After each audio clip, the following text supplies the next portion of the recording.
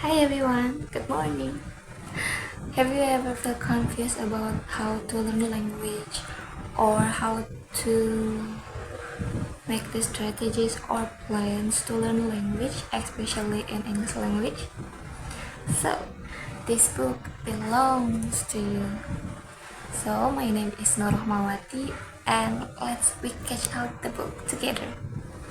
So, the book has the information. So we have to know the title. The title is Achieving Success in Second Language Acquisition by the author Beryl Lever, Madeline Ehrman, and Boris Ekman. So the publish was in 2005. So with publisher Cambridge University Press.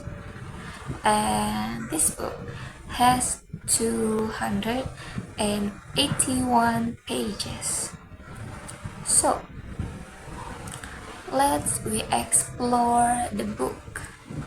So we will know about the book summary, strength and weakness, and why should we read it.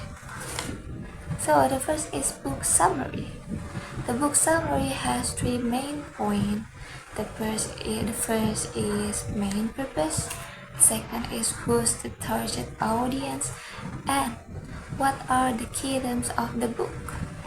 So this book as main purpose is the book's aims to help language learners maximize their success in second language acquisition by understanding how they learn and managing the emotional side of learning and developing strategies to communicate effectively with native speakers both inside and outside the classroom. So, who is the target audience? We will know about the target audience in a few pages after this. So, we will know about the keyword. What are the keywords from this book?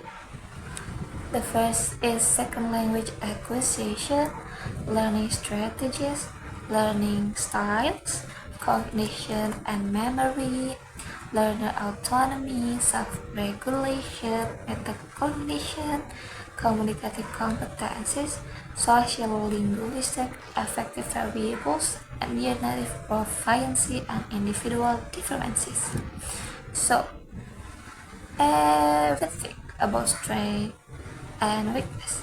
Everything has about strength and weakness. So, I would like to share you about the strength and weakness because to learn something or to read something especially, we have to know the strength and weakness. This book, the strength of this book is grounded in solid theory, personal and reflective approach. The thread is holistic and comprehensive coverage relevant to real-world communication. So, the grounded in solid theory is because the content is based on theories of learning and cognition and memory by active experts at the Foreign Service, by Institute and the US government language program. So, this book teach us or tell us not just about the tips, but by scientific foundation too. So the second is personal and reflective approach. So personal and reflective approach. The readers are guided to identify their own learning style through the ENL construct, then build an individual learning plan and an online learning style test is also available to complement the book. So the holistic and comprehensive coverage. This book goes for beyond grammar, so covering cognitive, emotional, social linguistic, nonverbal, and autonomous learning strategies. So this breadth of coverage is rarely found in single SLA textbook. So the less from strength is relevant to real-world communication. This is so related to me because I'm on I'm on learning study English language, and there are so many struggles I am facing, and finally I found the book who can help me from the struggle.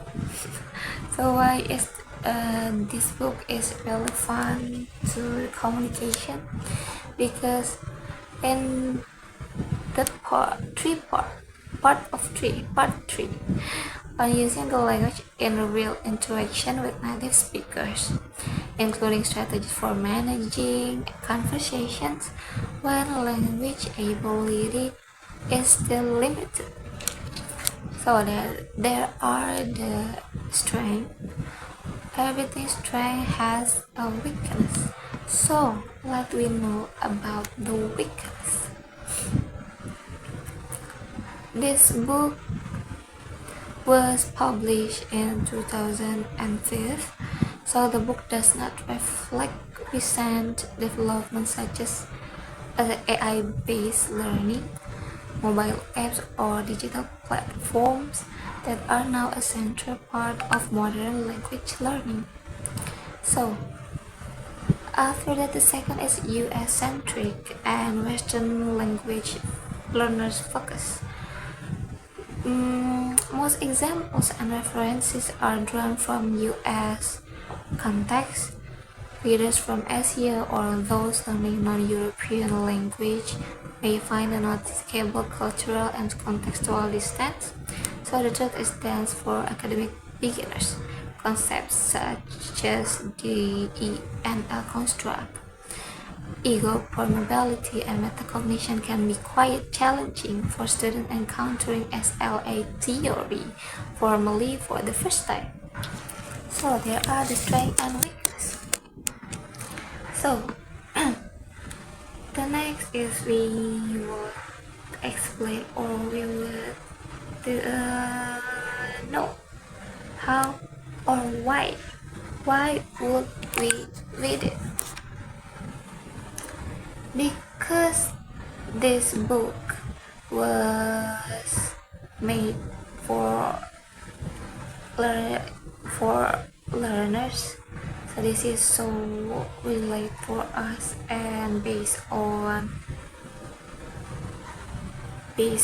the expert of language. So that's why we have to read this book. So who would benefit from this book?